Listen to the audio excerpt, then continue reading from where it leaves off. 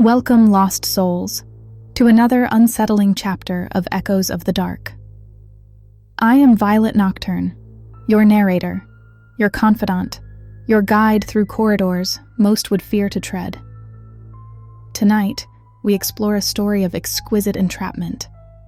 Imagine, just for a moment, the lure of perfection. A dream fulfilled without cost, or so it seems. But oh, my dear travelers, perfection comes at a price. Her name was Serafina Lark, a young but weary bartender who spent her nights pouring spirits for strangers and her mornings chasing sleep in a perpetually noisy world.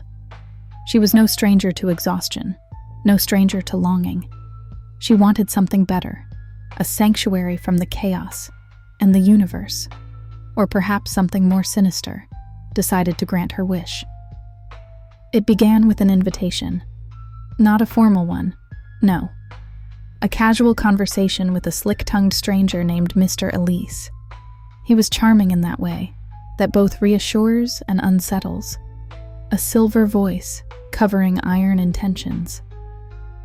"I know a place," he said. "A retreat for the soul.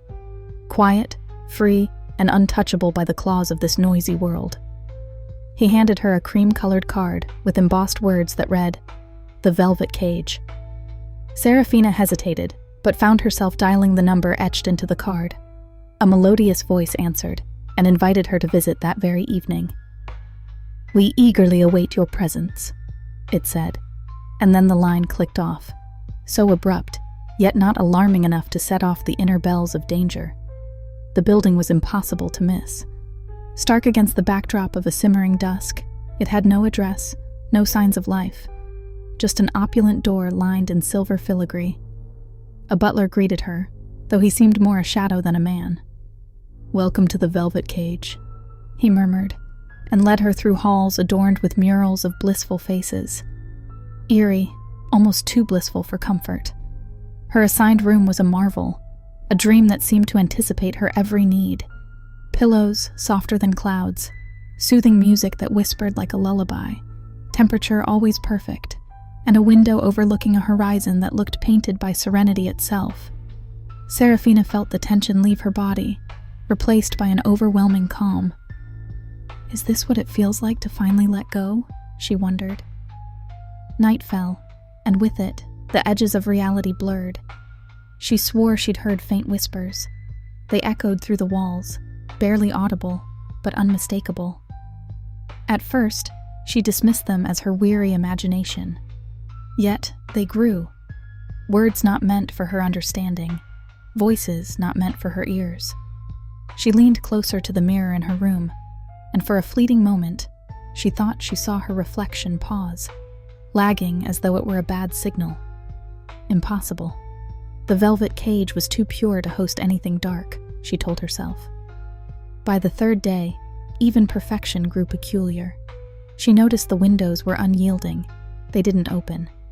The hand-carved door, beautiful, intricate, had no discernible lock or handle from the inside.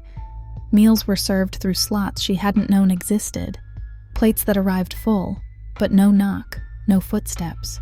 And her phone? Gone. Her belongings? Vanished.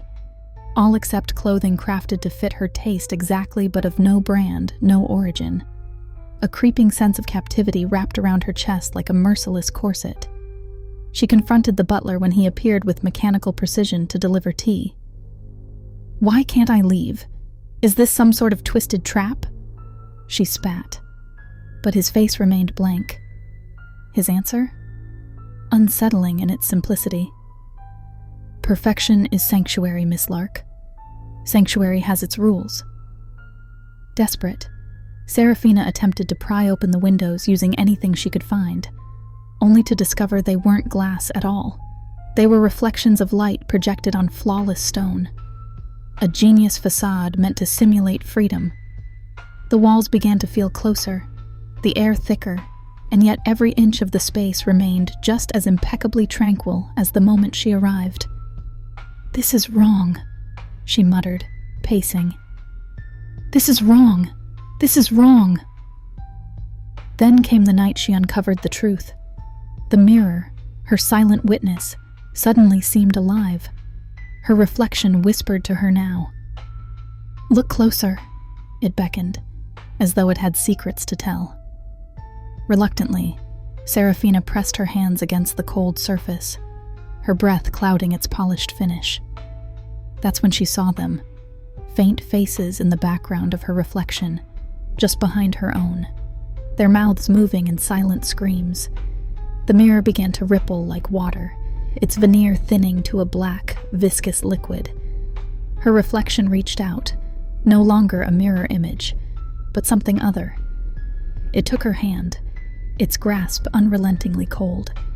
Words carved themselves into the walls of the room, glowing like hot embers. "Escape is a lie." Serafina pulled back, her heart pounding a wild rhythm.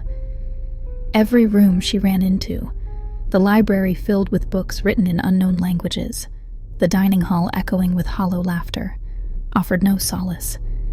It was a labyrinth, not random, but deliberate. The same doorways brought her back to her gilded room, the velvet cage. "The room gives," whispered her reflection the final time she dared look. "And it takes." She understood now. Every sigh of relief she'd breathed was another ounce of her soul signed away. It was not a sanctuary. It was a collector, a prison for those who sought sanctuary in excess, for those willing to trade freedom for comfort.